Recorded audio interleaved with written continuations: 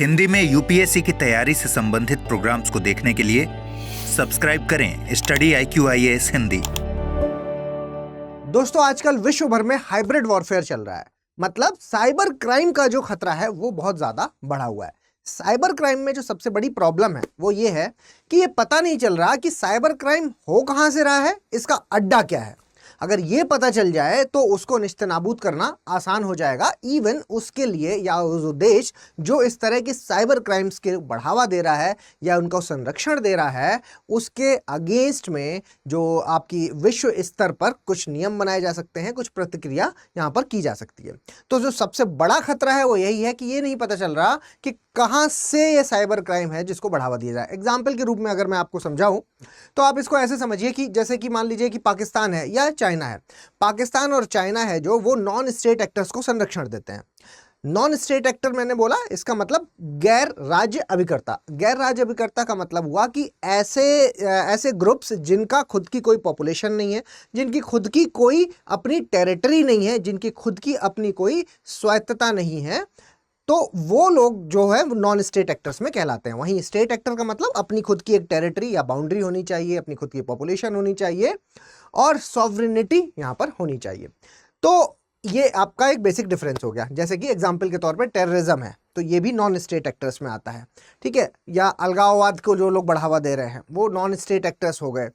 जो भी इस तरह की किसी क्रिमिनल एक्टिविटी में इन्वॉल्व हैं जो देश को नुकसान पहुंचाते हैं वो सब नॉन स्टेट एक्टर्स में काउंट हो जाते हैं और उनके लिए अलग से फंडिंग होती है जो कि मनी लॉन्ड्रिंग जिसके तहत एक बहुत बड़ा साधन बनता है। अब आप आगे समझिए कि जैसे कि पाकिस्तान और जो चाइना है ये नॉन स्टेट एक्टर्स को संरक्षण देता है। इसी संरक्षण में होता क्या है कि ये लोग पैसे देते हैं और उस पैसे के दम पर मनी लॉन्ड्रिंग से पैसा आता है और उस पैसे के दम पर ये लोग क्या करते हैं कि दूसरे देशों को नुकसान पहुंचाते हैं और इनको डायरेक्ट फॉर्म में पहचानने से भी इनकार करते हैं। तो जिसकी वजह से क्या है कि देश का नाम भी नहीं आता और दूसरे देश को नुकसान भी हो जाता है। क्योंकि जैसे पाकिस्तान का एग्जाम्पल लें तो पाकिस्तान ने हमारे साथ 3 युद्ध लड़ लिए और अब 3 युद्ध लड़ने के बाद उसको ये महसूस हो गया है कि कुछ कर नहीं सकते, तो अब इनको क्या करें कि धीमे धीमे अंदर से कमजोर करें। तो उसके लिए अलग अलग कदम उठाते हैं, जैसे कि आतंकवाद उसी का एक रूप हो गया।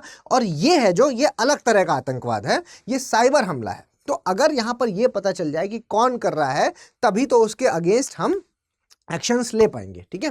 तो यहां पर बहुत बड़ी जो खबर आ रही है वो ये है कि पहली बार विश्व स्तर पर पहली बार ऐसा इंडेक्स जारी किया गया है जिससे ये पता चल रहा है कि साइबर क्राइम्स कहां पर कितने हो रहे हैं, किस देश में ज्यादा है, किस देश में कम है, भारत की रैंकिंग क्या है। ये सब चीज आज हम इस पर डिस्कस करने वाले हैं। आप यहां पर देख पा रहे हैं Russia Ukraine tops list of countries from where the most cyber crimes originate.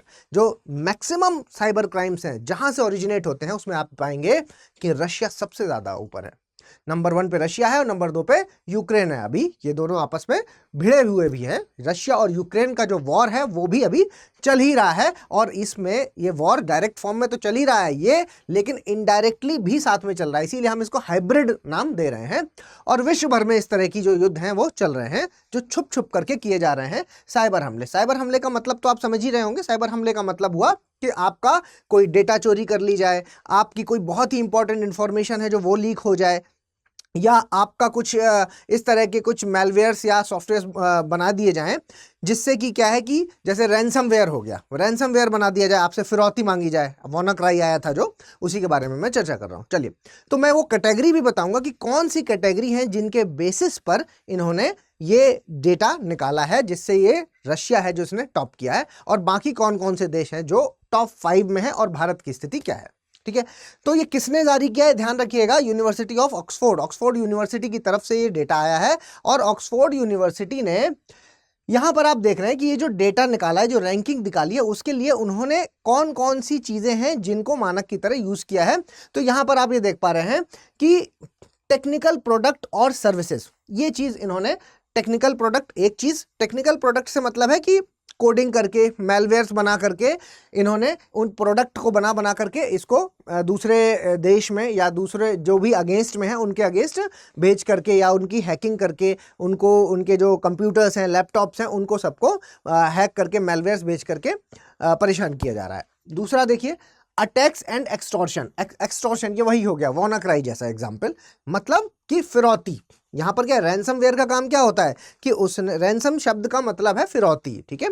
तो रैंसमवेयर जैसे कि एम्स की अगर बात करते हैं तो भारत में रैंसमवेयर WannaCry का जब अटैक हुआ और एम्स में जब इसका अटैक हुआ तो उसने क्या, उनका जो सेंट्रल सिस्टम था उसको हैक कर लिया। अब हैक करने के बाद क्या चीज होती है, फिर फिरौती की मांग होती है ना, ये क्योंकि सिस्टम को शट डाउन कर देता है और सिस्टम जब आप ऑन करेंगे तो आपको कहेगा कि भाई इतना पैसा जमा कीजिए, तभी आपको क्या नाम है, ये सिस्टम वापस आपका ऑन हो पाएगा, ठीक है। तो ये तरीके होते हैं और वो पैसा है जो वो क्रिप्टो करेंसी की फॉर्म में लेते हैं, क्योंकि आपको पता है क्रिप्टो करेंसी ब्लॉकचेन टेक्नोलॉजी पर आधारित है, जिसकी वजह से उसको पहचान पाना या उसको भेद पाना पॉसिबल नहीं हो पाता।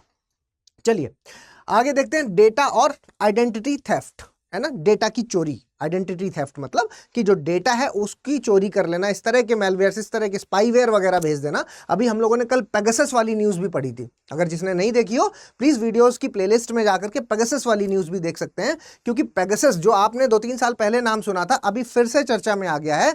एप्पल जो कंपनी है उसने अपने यूजर 92 देशों में जो उनके यूजर्स हैं उनमें से कुछ यूजर्स जिनके साथ इसका पेगासस टाइप का एक मेलवेयर है जिसका अटैक हुआ है, उनको सबको एक अलर्ट भेजा है, एक मैसेज भेजा है। उस वीडियो को प्लीज जरूर देखिएगा।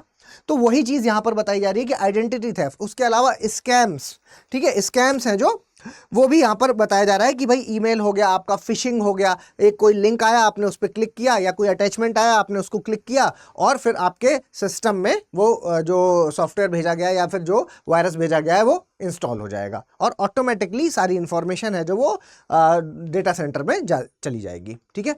चलिए आगे देखिए, कैशिंग आउट और मनी लॉन्ड्रिंग, ठीक है। तो मनी लॉन्ड्रिंग ये तो इंपॉर्टेंट है ही है, मनी लॉन्ड्रिंग, क्योंकि पैसा मांगा जाता है और फिर उसी पैसे का यूज अलग अलग चीजों में किया जाता है, जैसे कि आपका आतंकवाद, ठीक है।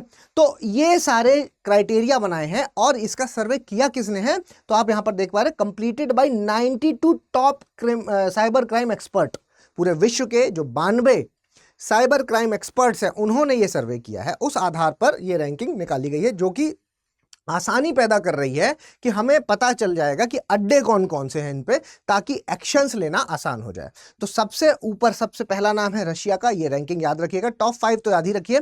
पहली बार विश्व में पहली बार इस तरह का इंडेक्स आया है तो इसलिए इंपॉर्टेंट है। Russia, Ukraine, China, USA, Nigeria, Romania, ठीक है। तो आप चाहें तो ऊपर के 3 तो कम से कम याद ही रखिएगा, रशिया, यूक्रेन, चाइना। और भारत की रैंक क्या है, तो भारत की है 10वीं रैंक, ठीक है, 10th नंबर पे यहां पर भारत आता है, ठीक है। तो ये इतने फैक्ट्स आपको याद रखने होंगे। और यहां पर इंपॉर्टेंट क्या है, इंपॉर्टेंट ये है कि अगर वो अड्डे पता चल जाएंगे, वो सारी चीजें पता चल जाएंगी कि किस किस आधार पर किस किस तरह के, ठीक है, मतलब कहां पर हो रहा है और किस तरह का क्राइम वहां से ओरिजिनेट हो रहा है, हमारे लिए वो कितना बड़ा खतरा है, तो उसको टैकल करना आसान होगा। इसके अलावा एक और इंफॉर्मेशन मैं आपके साथ शेयर करना चाहता हूं जो हमारे P2I बैच से रिलेटेड है। P2I बैच में अगर आप अभी एडमिशन लेते हैं तो वो गोल्डन टाइम होगा, क्योंकि स्टडी IQ की the great Indian festival sale है जो वो स्टार्ट हो गई है। इस सेल के तहत ये 15 तारीख तक चलेगी। इसमें अगर आप अभी एडमिशन लेंगे तो P2I बैच आपको 28,500 का मिलेगा और इसमें एक और चीज मिलेगी, वो है 18 किताबों का सेट। 18 किताबों के सेट के साथ 28,500 में ओम लाइव कोड का इस्तेमाल करके आप इसको परचेज कर सकते हैं।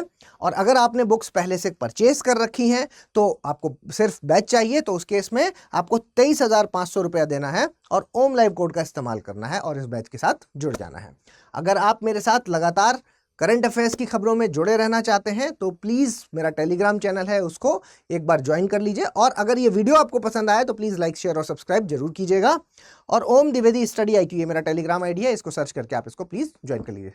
जल्दी मिलेंगे किसी और लेक्चर में, तब तक के लिए धन्यवाद। हिंदी में UPSC की तैयारी से संबंधित प्रोग्राम्स को देखने के लिए सब्सक्राइब करें स्टडी IQ IAS हिंदी।